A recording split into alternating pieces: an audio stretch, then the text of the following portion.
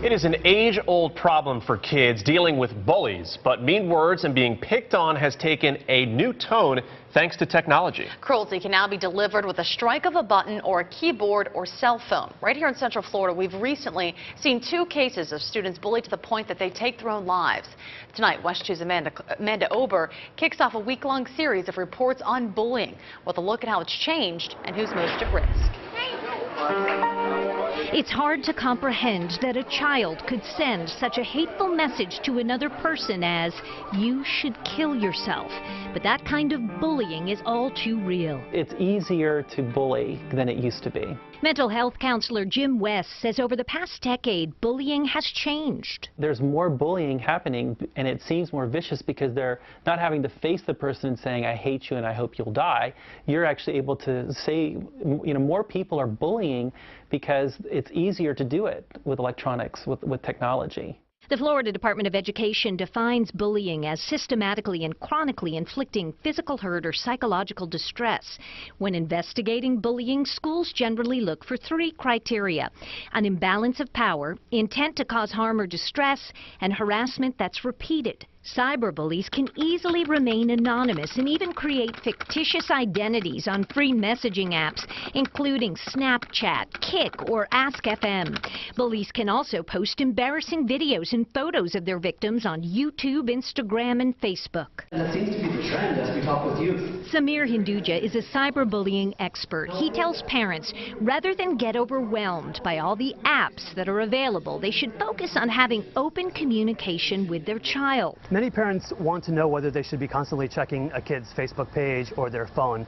And what we really hope for is that over the months and years, they've developed an open line of communication so that the child, if he or she is struggling offline or online, is willing to go to the adult and talk about it. But there will always be kids who won't go to an adult, so parents need to know the facts about bullying. According to StopBullying.gov, bullying is most prevalent in middle school, where 28% of students have been victimized. In high school, the number drops to 20%. And here in Florida, the latest report to the governor from the State Department of Education estimates in 2011, 14% of Florida students were bullied on school property during the past 12 months. 12% of those victims were bullied electronically. And overall, 22% of Florida students experience teasing or name-calling because of their weight, size, or physical appearance. The research also shows that most bullying incidents are witnessed by bystanders, other students, teachers, and adults.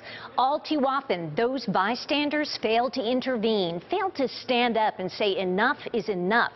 That is another important way we can all help to stop bullying. Amanda Ober reporting, West 2 News. And today we've asked you to weigh in online about the type of bullying going on in your school. And here's a look at the poll that we've been seeing. All of the above, 53% saying in-person physical, from text messaging, and so forth. Now, you can find a list of resources to deal with bullying. Just head to our website, west.com. The page there is linked right on our homepage. Now, tomorrow I sit down with a local mother who didn't know how bad her 11-year-old daughter was being bullied until it was almost too late. She was definitely at her wit's end, and that night, later on that night, I saw her, and I can tell you that it wasn't my child. I don't know who the young lady was, but it wasn't my daughter.